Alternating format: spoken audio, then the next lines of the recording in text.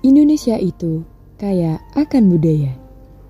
Berbagai daerah mempunyai keunikannya masing-masing yang menjadikan mereka sebagai salah satu kearifan lokal yang patut dipertahankan.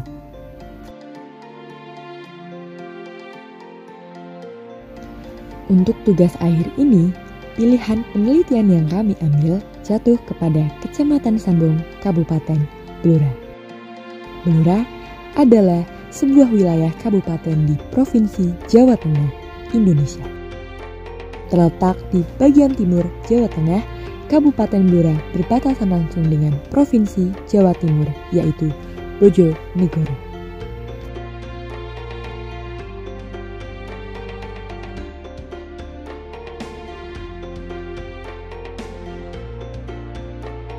Ayo kita pergi ke salah satu desa wisata yang ada di Kabupaten Blora. Desa ini terletak di jalur utama menuju ke Blora. Hanya perlu membutuhkan sekitar 37 menit dari Blora menuju ke desa ini. Desa ini sendiri terletak di Kecamatan Sambong, Blora, Jawa Tengah, Indonesia, yang tepatnya berada di Dukuh Belimbing.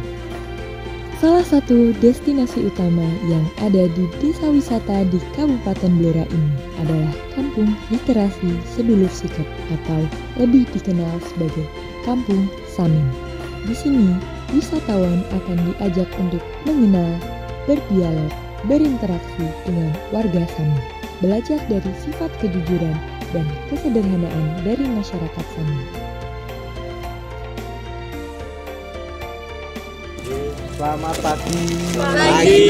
Adik-adik, kakak-kakak. Selamat datang di Desa Sambong Rejo, Dukuh Belimbing. Selamat datang di Kampung Samin, Sedulur Sikep. Kami Seger Waras. Seger Waras. Terima kasih. Ternyata sebelum memasuki desa wisata suku Samin, kami disambut seorang pemandu. Ternyata di desa wisata ini kami diwajibkan menggunakan sebuah ikat kepala khas suku Samin atau yang biasa disebut dengan udeng. Belum adik-adik dan mbak-mbaknya masuk ke Kampung Samin, kita ada tutorial memakai udeng, harus itu. Gimana langsung? Boleh. Monggo.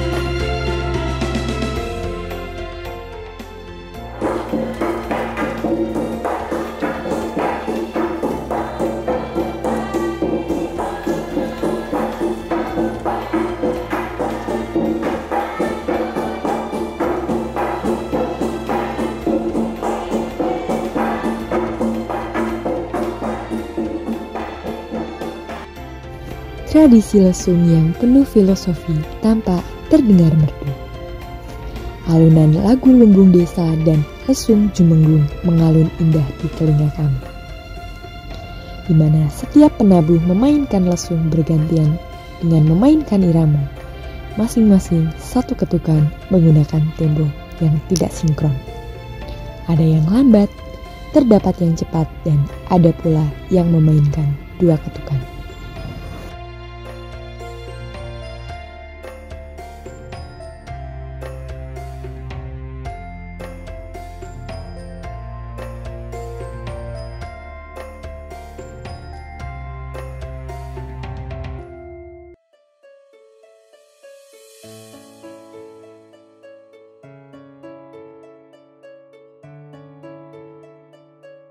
Kami mencoba melayangkan pertanyaan untuk menjawab rasa penasaran kami.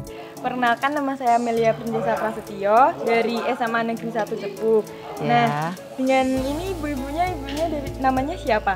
Saya Mbah Parti. Saya Mbak Sarimah. Tersimah. Ini Mbah Tini. Itu yang Mbah Pia. Saya mau tanya beberapa pertanyaan nih Bu, soalnya penasaran. Ini tuh gunanya buat apa Bu? Dulu buat Numpuk padi dulunya.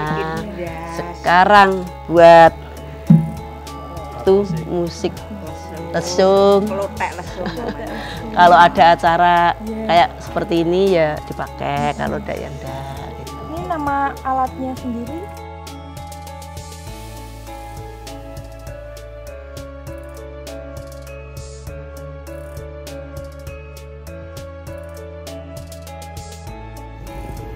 Temponya setiap penabuh bisa semakin cepat atau lambat tergantung lagu yang dimainkan. Di desa wisata Kampung Samin, Sambongrejo ini memberikan pengalaman dan pengetahuan bagi kami.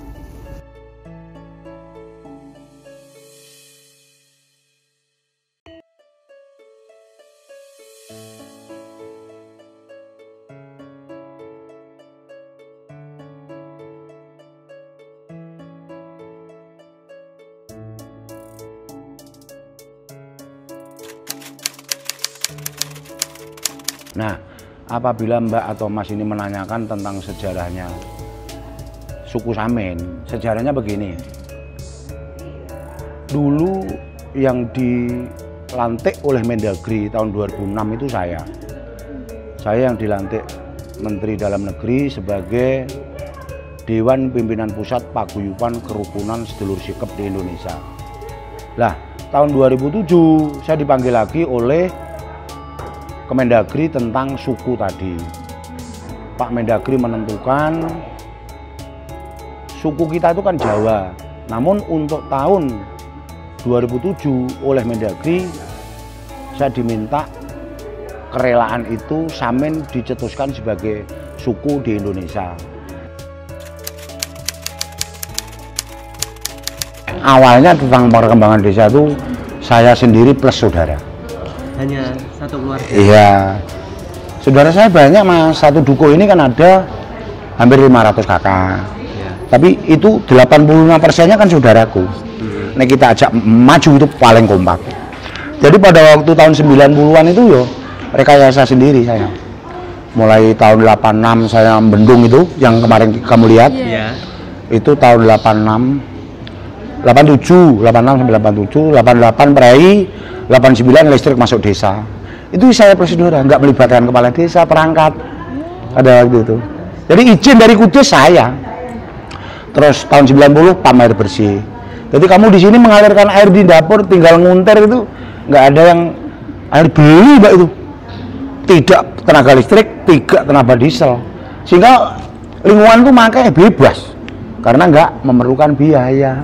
Ngalir dengan sendirinya tuh air bersih dari sana daerah ada sumbernya tapi permukaannya tinggi, tinggal mengalirkan gitu. Nah, kemarin agak kurang kita tambah yang dari sana, sekarang cukup air itu bebas. Nah mengenai pembangunan memang begini Mas, di kampung sini ada hampir 500 kakak, 85%-nya saudaraku. Ekonomi ukuran desa yang menengah ke atas kan saudaraku, iya, orangnya sregep-sregep, jujur-jujur teman-teman, bu saudaraku.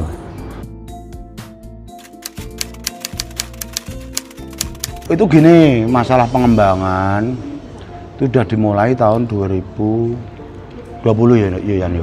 Nah dulu kan di sini itu di backup oleh SKB. Kabupaten SKB itu Sanggar Kelompok Belajar. Kerjasama dengan PP PAUD Dikmas Provinsi.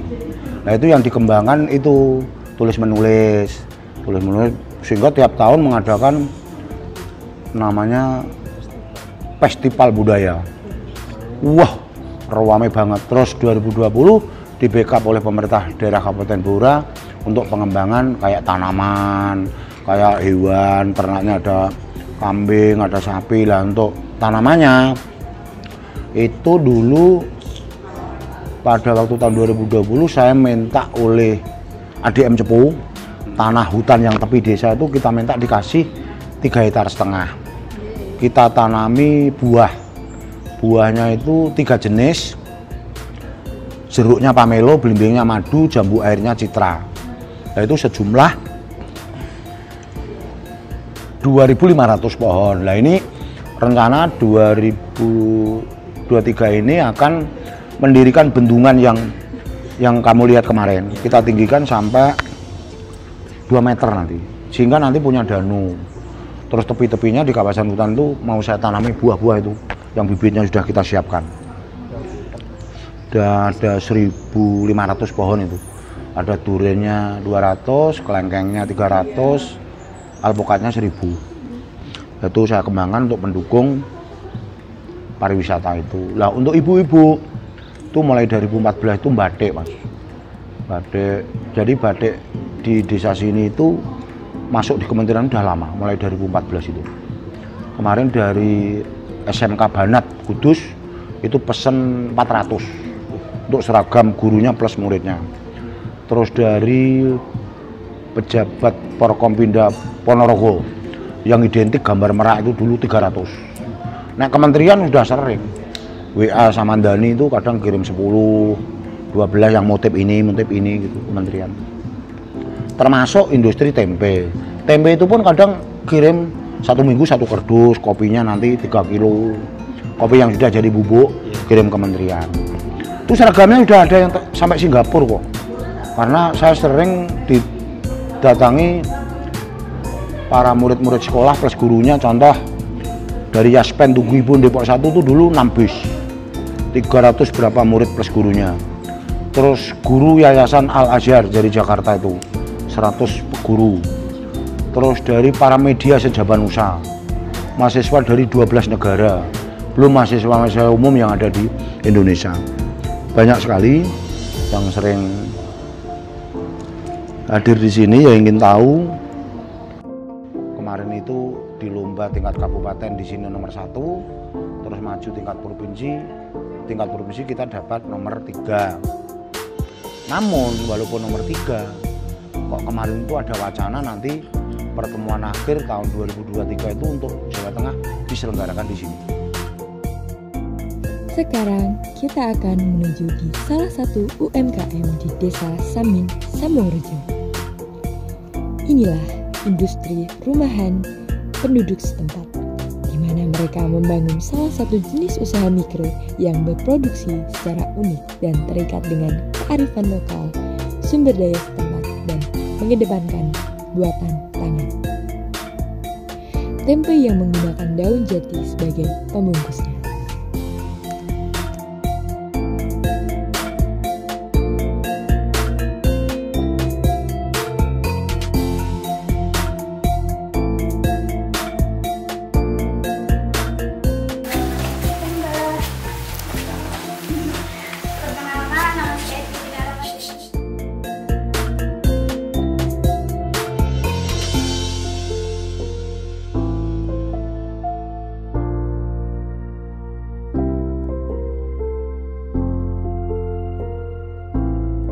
Sejalan dengan latar belakang sosial penduduk dari daerah ini, industri rumahan tempe menjadi salah satu tempat mata pencarian mereka dan menjadi pendapatan lokal yang menonjol di daerah tersebut. Dan ternyata dijadikan sebagai destinasi wisata di Desa Kampung Samin, Sambongrejo ini.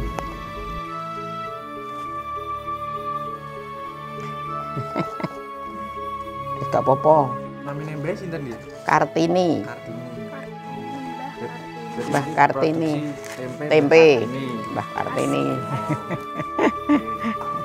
Selawe tahun lho, Le. Oh, 25 tahun bikin. Tempe. Asa umure Tommy, Dek.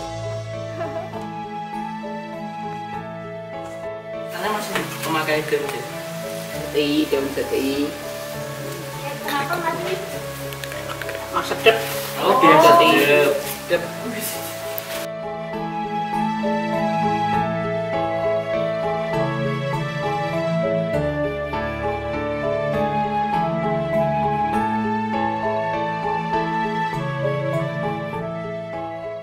Itu pertamanya gimana sih Mbak bikinnya? Dalam Bikin kayak gini deh. di slab. Prosesnya Mbak. Prosesnya apa? Jelasnya proses. Prosesnya yo di pertama terus di godok, godok di slab susi bersih, dikum lagi lalu lagi jadi dirageni remik tempe ini.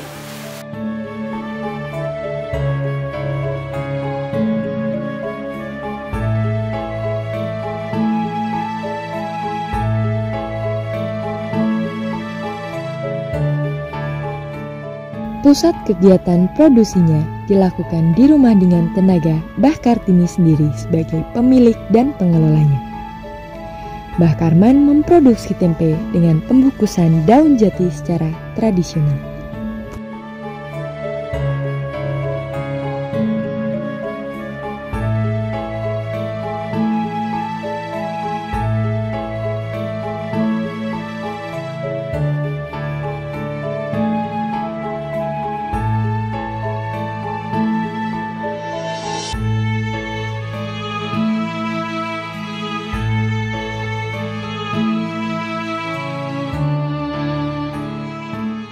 Gimana takon dijelaskan cara pembuatan tempe ini seperti tempe nipun gitu. Kalau ajeng lanjut jalan-jalan ke desa lanjut lagi. Oh, iya.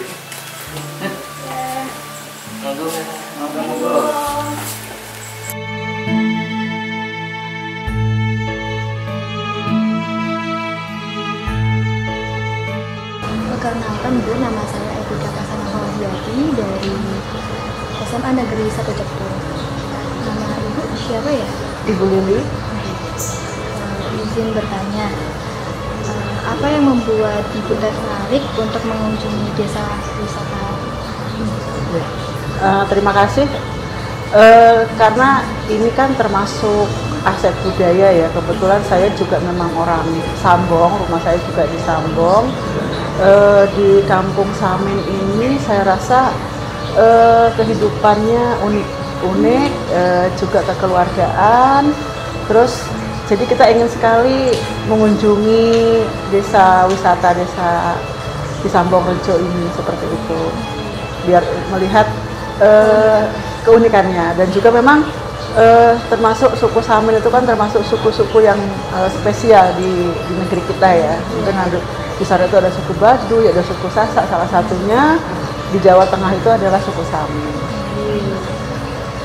Terus pendapat dan saran Ibu pribadi setelah mengunjungi desa wisata ini bagaimana ya? Baik, mungkin ini kan baru saya rasa hanya sebagian kecil ini ya, belum potensinya belum dieksplor semua. Mungkin nanti selain mengunjungi pendopo yang ada di sini, kelihatannya juga di sini pertaniannya juga bagus. Mungkin bisa nanti dikembangkan lagi wisatanya, itu bukan hanya datang lihat kotekan lesung, terusan bagaimana cara membuat tempe, tapi juga keindahan alam di sini. Itu juga mungkin ya mungkin nanti ada wisata petik apa gitu. Seperti itu. Terima kasih Bu. Oh ya, sama-sama. Perkenalkan, nama saya Hetini Shalom sebagai Duta Wisata dari Kabupaten Blora tahun 2022. Di mana Pak Kamer Blora atau Duta Wisata melakukan promosi wisata? Baik kami, Pak Kamba atau Paguyuban Karang Mbak Yu, sebagai duta wisata mempromosikan kearifan lokal yang ada di Blora itu yaitu dengan yang kita miliki saat ini teknologinya yaitu sosial media. Hampir semua orang punya sosial media kan? Jadi di sosial media ini kami bisa mempromosikan desa wisata, lalu ada wisata kuliner, budaya dan juga alam dan semua kearifan lokal yang ada di Blora. Tanggapan kamu sebagai duta wisata tentang adanya berbagai desa wisata ini bagaimana? Khususnya desa wisata Kampung Samin ini. Baik, jadi kearifan lokal yang ada di Blora ini kan ada banyak dan semuanya itu punya keunikan masing-masing. Bagi saya, desa wisata ini tuh saya harapkan bisa mendorong Blora untuk lebih terkenal lagi dan juga lebih maju lagi. Jadi orang lain, orang di luar Blora bisa mengenal Blora dengan desa wisatanya atau dengan keunikan yang ada di Blora. Terlebih lagi saya berharap pada desa wisata Samin Sambung Rejo ini supaya bisa lebih memajukan Blora, lebih dikenal bagi masyarakat di luar Blora. Baik, itu semua untuk wawancara hari ini. Terima kasih. Setelah puas dengan berbagai kearifan lokal yang berada di Desa Kampung Samin Sambung Rejo ini, kami memutuskan untuk berjalan mengelilingi desa. Berjalan kaki menyusuri lorong kampung yang tertata rapi, berhiaskan ornamen caping gunung di atasnya. Kami tanpa sadar kagum melihat betapa bersihnya desa ini. Betapa kompaknya masyarakat desa ini untuk membangun lingkungan yang seperti ini. Ini menjadi motivasi bagi kita semua. Menikmati indahnya pemandangan di desa ini menjadikan suatu pengalaman yang berharga dan baru bagi kami. Kaki kami melangkah ke arah lain untuk menyusuri sawah yang membentang dengan luas, menikmati berbagai gambaran padi yang akan menguning. Hal ini menimbulkan harapan baru bagi semuanya. Jalan-jalan dengan hamparan sawah tentunya sangat menyenangkan. Menyusuri jalan setapak atau biasa yang disebut dengan galengan. Meskipun becek, kami tetap semangat untuk menelusurinya. Demi destinasi terakhir kami, tempat yang dijadikan penyokong bagi kehidupan para warga di Kampung Samin ini. Sebuah bendungan yang dijadikan sebagai irigasi bagi warga setempat dan untuk hal lainnya. Desa wisata Kampung Samin Sambung Rejo memiliki banyak kearifan lokal yang dapat kita cari tahu. Beberapa destinasi yang ada di desa wisata ini memberikan memori yang sangat berkesan bagi kami. Di sini, berbagai kearifan lokal mampu dikembangkan lagi agar para masyarakat luas, khususnya wisatawan, dapat mengetahui banyaknya potensi yang berada di desa wisata Kampung Samin Sambung Rejo.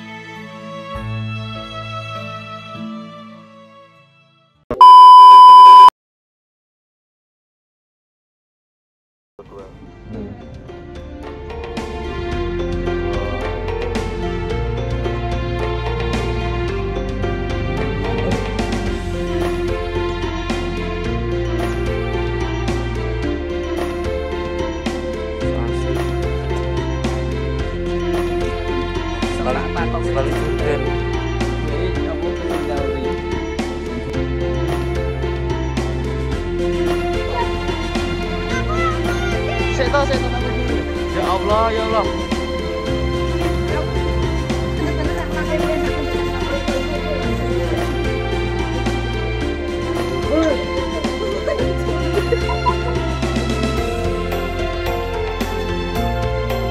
Oke, saudara kembar. Saudara kembar. Oke, saudara kembar. Nomor nanti.